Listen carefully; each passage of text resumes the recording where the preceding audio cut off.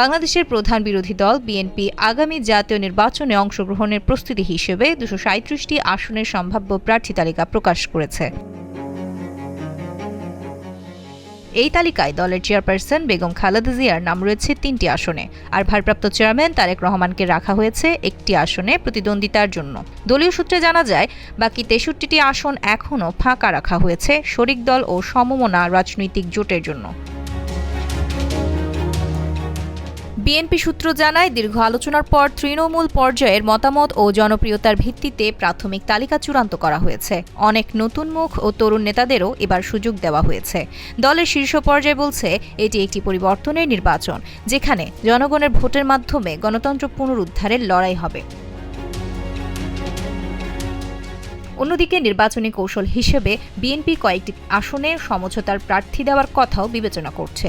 নির্বাচন কমিশন ঘোষিত সময়সূচি অনুযায়ী মনোনয়নপত্র দাখিলের শেষ সময় ঘনিয়ে আসায় প্রার্থী তালিকা চূড়ান্তের কাজ দ্রুত এগোচ্ছে। রাজনৈতিক বিশ্লেষকরা বলছেন, বিএনপির এই প্রাথমিক তালিকা আগামী নির্বাচনে দলের অবস্থান ও অভ্যন্তরীণ কৌশলের ইঙ্গিত বহন করছে। তবে শেষ মুহূর্তে তালিকায় পরিবর্তনের সম্ভাবনাও উড়িয়ে দেওয়া হচ্ছে না।